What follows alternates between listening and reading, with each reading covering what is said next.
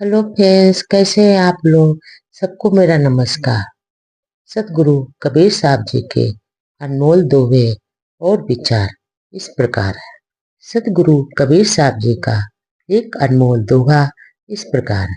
कबीरा लोहा एक है, गढ़ने में है फेर, ताही का बख्तर बने, ताही की शमशीर।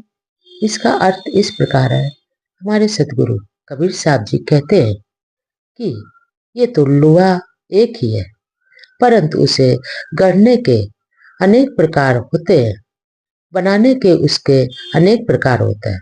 क्योंकि लोहा तो एक ही होता है, मगर उसको अनेक प्रकार से रूप देकर उनके अनेक प्रकार का वस्तुएं बनाई जाती है। और लोहे का ही तो बख्तर बनता है, लोहे का तलवार बनती है, जिससे युद्ध में जो बख्तर बनता है, जिसे लोग सैनिक युद्ध क्षेत्र में पहनकर तलवार भी उसी की बनती है।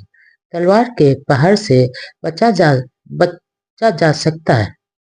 और लोहे की ही तो तलवार भी बनती है। और उसी प्रकार के परमात्मा के भी अनेक रूप हैं। लोग अनेकों उनको अलग अलग नाम से पुकारते हैं, क्योंकि परमात्मा तो एक ही है, मगर उसके रूप अनेक है। आगे सतगुरु कबीर साहब जी का एक और अनमोल दोहा इस प्रकार है। कस्तूरी कुंडल पसे, मृगदंडे बने माय, ऐसे खट खट राम है, दुनिया देखे नाय।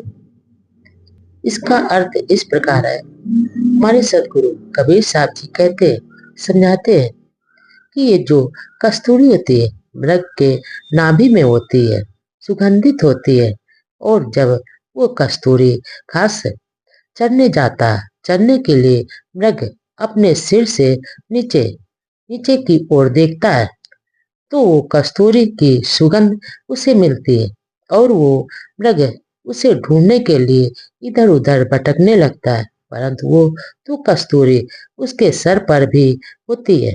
और जो उसको जंगल में वो इधर उधर दौड़ता फिरता है कि कहाँ पर कस्तूरी की सुगंध कहाँ से आ रहे, क्योंकि उसको पता नहीं होता है कि जो कस्तूरी है उसके ही पास में है, जबकि तो उसकी जो कस्तूरी है उसके नाभि में होती है।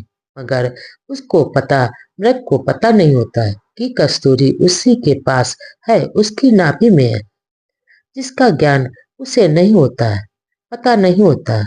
और उसी प्रकार अविनाशी भगवान तुम्हारे हृदय में हमेशा रहते हैं, मगर तुमको पता नहीं होता है।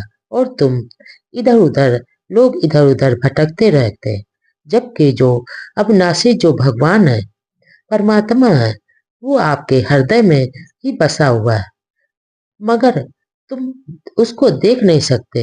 ये जो संसारिक प्राणी है, उन्हें कभी देख नहीं पाते और इधर उधर भटकते रहते, कहीं मंदिर में, कहीं मस्जिद में, कहीं पहाड़ों में, कहीं कहीं इधर उधर उसको पाने के लिए भटकते रहते, पर अपने आप को नहीं देखते कि हमारे पास तो जो परमात्मा है वो हमारे हृदय में बसा है।